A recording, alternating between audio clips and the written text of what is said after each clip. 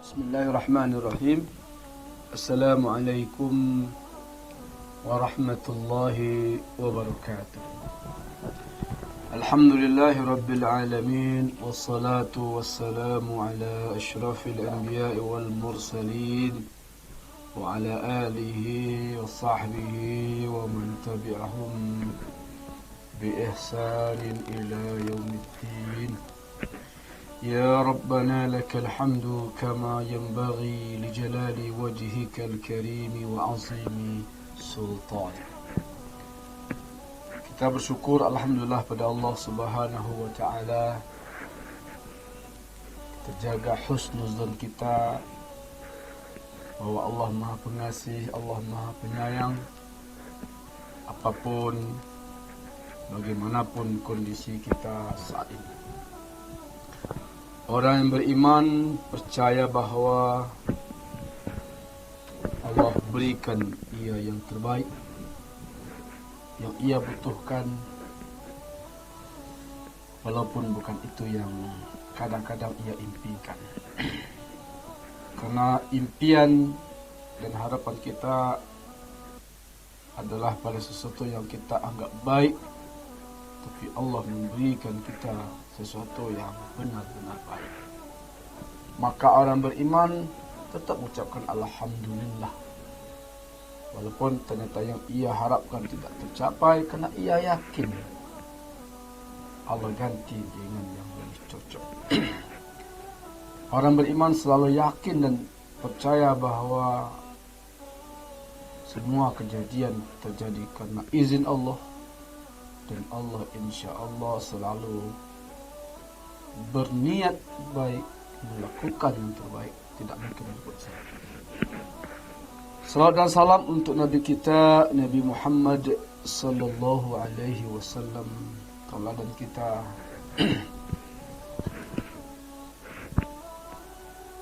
Dengan mengikuti ajaran dan sunnahnya, insya Allah kita dijamin untuk bahagia dunia dan bahagia akhirat. Bapak Ibu yang Allah muliakan, kajian kita kali ini adalah terkait hidup di dunia adalah karunia. Sungguh hidup di dunia ini sesuatu yang sangat berharga, kesempatan yang sangat bernilai, dan tiada duanya. Bahwa Allah anugerahkan kita hidup di dunia ini adalah karunia Allah yang sangat besar. Selain dari karunia iman, karunia Islam, bahwa kita punya kehidupan di dunia. Kenapa? Karena itu artinya kita punya kesempatan, punya waktu, dan ini tidak akan berulang. Kesempatan ini tidak akan kembali kalau ia sudah habis. Bahwa kalau di dunia ini kita hidup, lalu kita meninggal, berarti nggak ada lagi kesempatan. Ada kehidupan, tapi itu sudah beda. Kalau hidup di dunia, kesempatan terbaik untuk beriman dan beramal soleh, dan itu dinamakan darul amal. Sedangkan di akhirat, kesempatan untuk menerima hasil amalan. Maka dunia ibarat jembatan, yang dengan jembatan itu kita sampai ke tujuan, yaitu akhirat. Artinya tanpa dunia, tanpa jembatan, maka bagaimana kita akan sampai ke akhirat? Dunia juga ibarat sawah dan ladang, tempat kita bercocok tanam. Apa yang kita tanam di dunia, itu yang akan kita petik di akhirat. Seberapa banyak kita ingin panen di akhirat, itulah yang akan menjadi patokan kita dalam menanam di dunia ini. amalan di dunia, itulah yang akan dibalasi di akhirat nanti. Maka kalau seandainya dunia ini atau sawah ladang ini tidak kita gunakan untuk bercocok tanam, lalu kenapa kita berharap nanti di akhirat kita memiliki panen yang melimpah? Sedangkan kita tanam saja tapi tidak kita rawat, alhasil kita mungkin tidak akan panen. Kalaupun panen mungkin tidak maksimal. Jadi ada proses menanamnya, proses merawatnya. Dan itu di dunia. Karena di dunia jembatan menuju untuk akhirat, maka seyogyanya kita gunakan sarana atau jembatan ini untuk agar sampai ke tujuan dengan cepat dan dengan selamat. Maka naif kalau seandainya jembatan untuk menyeberang menuju tujuan, tapi justru di jembatan itu kita berlihat-lihat dan bermain-main. Dunia juga modal.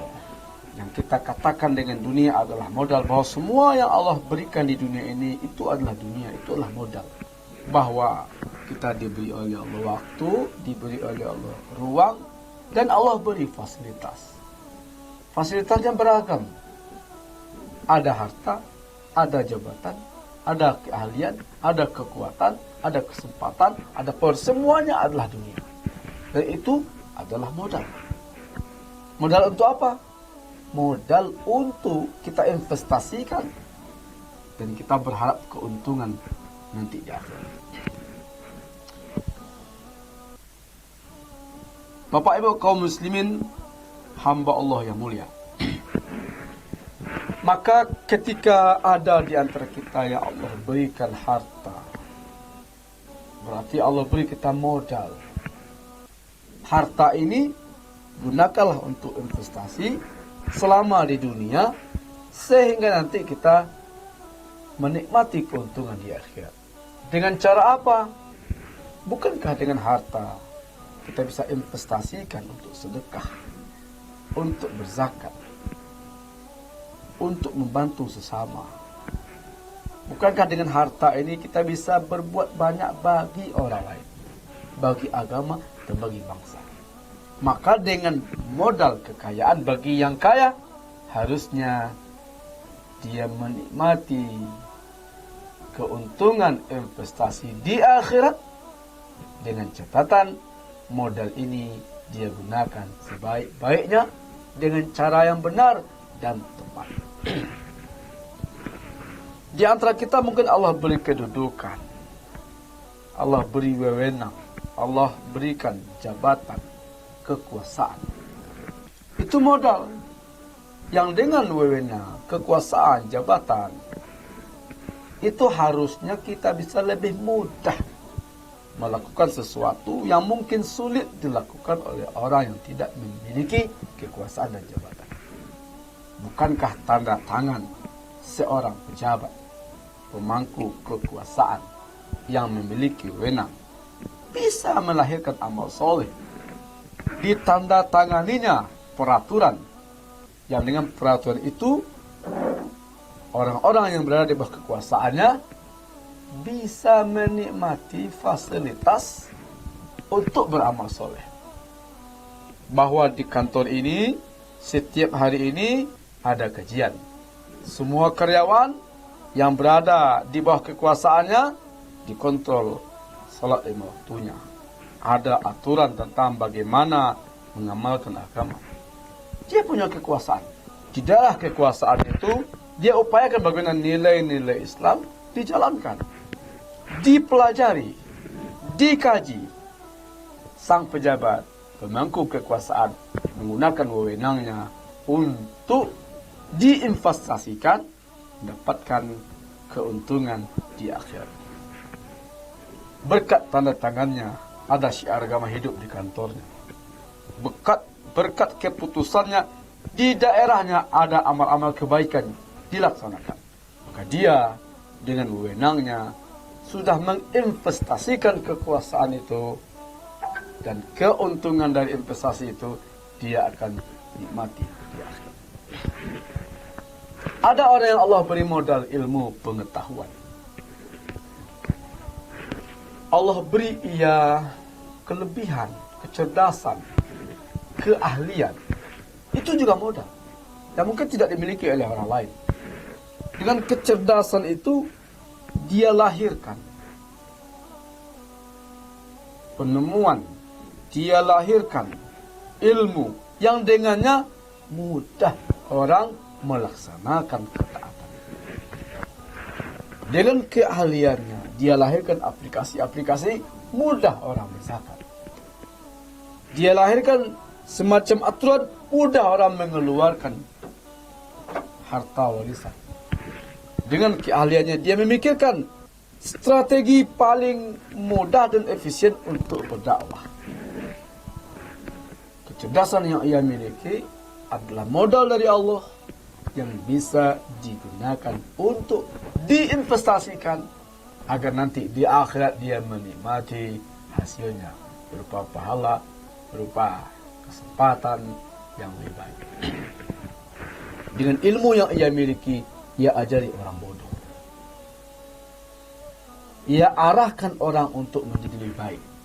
Maka setiap dan sebanyak orang yang berhasil ia beri ilmu yang baik dan mengerjakan kebaikan, sungguh pun ia sudah meninggal dunia, maka dia akan menikmati transfer pahala, transfer kebaikan, buah dari ilmu yang ia wariskan, kebenaran yang ia ajarkan. Dengan ilmu, dan itu adalah modal dari Allah Subhanahu wa ta'ala, kalau diinvestasikan untuk kebaikan dan kebenaran, insya Allah dia akan nikmati keuntungannya di akhirat. Sebagian kita mungkin Allah beri modal berupa fisik, postur yang kokoh. Ini juga modal. Dengan itu dia bisa tolong banyak orang. Dengan itu dia bisa bela orang yang lemah. Dengan keberanian ia bisa tegakkan kebenaran. Itulah modalnya. Itulah fasilitas yang ia gunakan untuk mencari pahala. Dan ia akan terima keuntungannya. Sebagiannya mungkin di dunia, tapi insya Allah sebagian besarnya di akhirat. Maka lihatlah apa kelebihan kita yang Allah berikan. Itu adalah modal dari Allah. Lihatlah kita memiliki sesuatu yang tidak dimiliki oleh orang lain. Itu adalah modal dari Allah. Untuk apa? Agar kita gunakan selama di dunia, mumpung masih hidup, untuk diinvestasikan yang keuntungannya kita nikmati di akhirat. Maka dari sisi ini kita katakan sungguh dunia ini sebenarnya adalah anugerah yang luar biasa yang Allah berikan kepada kita. Apakah waktunya, apakah tempatnya, apakah hartanya, apakah kekuatannya, kekuasaannya, semuanya dunia. Aslinya itu adalah dunia. Fasilitas duniawi yang Allah berikan. Dan itu modal. Dan itu adalah sawah ladang. Dan kesempatan ini, modal ini, sawah ladang ini, fasilitas dan peluang selama di dunia ini tidak akan pernah kita dapati kalau hidup kita sudah berakhir. Kalau kita hidup tidak di dunia. Maka anugerah inilah yang akan disesali oleh orang yang menyia-nyiakan di dunia. Hidupnya di dunia bukan untuk itu. Bukan untuk diinvestasikan.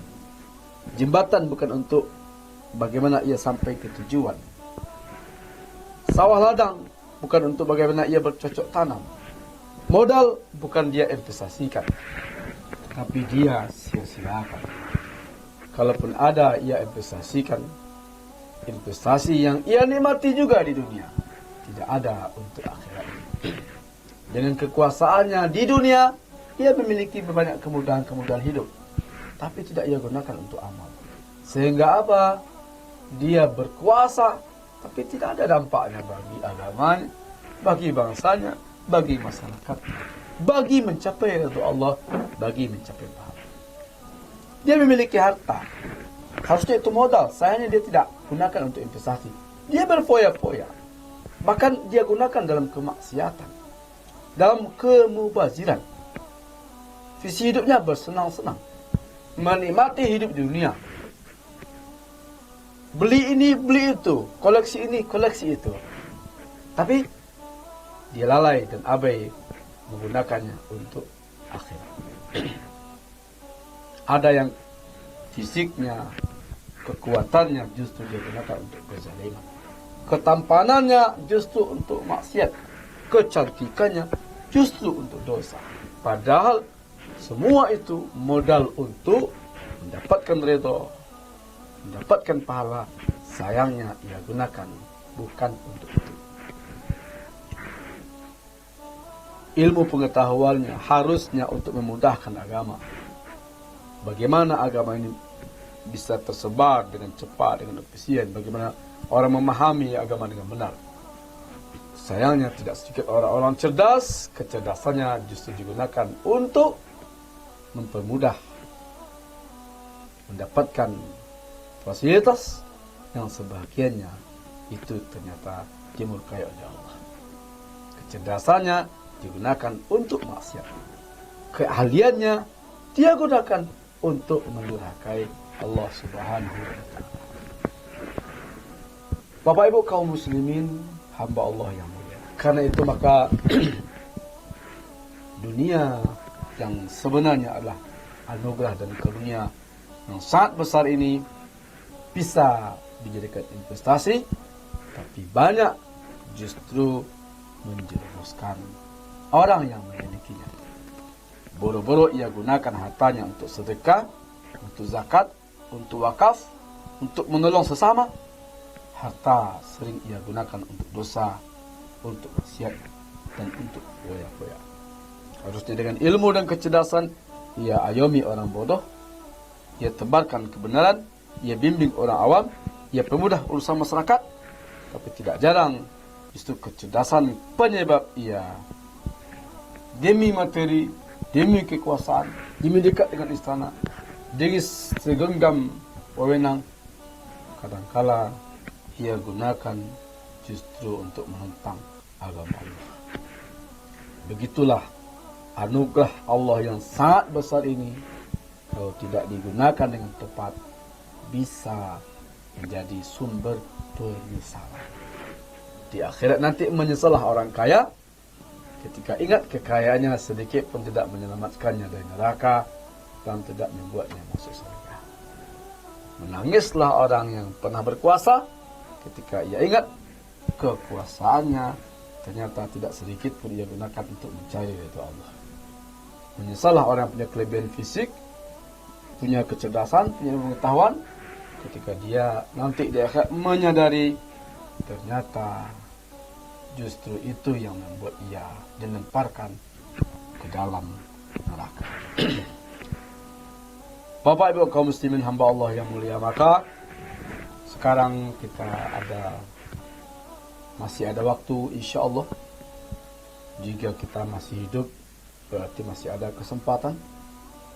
Ketika kita masih di dunia, berarti masih ada peluang. Ketika kita belum meninggal dunia, berarti masih ada waktu, masih ada sisa karunia. Walaupun mungkin tinggal sedikit, tapi memang memanfaatkan yang sedikit jauh lebih baik ketimbang tidak sama sekali.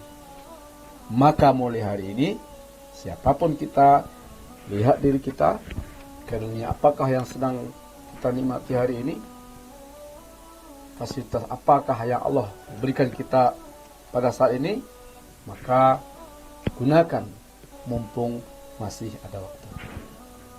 Kalau kita gunakan walaupun terlambat, tapi memang kita maksimalkan untuk kebaikan, sisa-sisa jabatan kita, sisa-sisa kekayaan kita, sisa-sisa kekuatan kita, kecerdasan kita dan sebagainya, kita gunakan sisanya ini untuk mencari ridha Allah, dan kita dipanggil oleh Allah dalam keadaan seperti ini, insya Allah itu artinya kita husnul khatimah. Bapak Ibu kaum muslimin hamba Allah yang mulia, Dunia adalah karunia bagi yang memanfaatkan dan menginvestasikannya dengan benar, mencari ridha Allah. Tapi dia sumber malapetaka dan penyesalan kalau kita justru karena dunia itu nanti kita masuk neraka, kita kehilangan surga. Dan Allah wa iyyakum ajma'in. Assalamualaikum.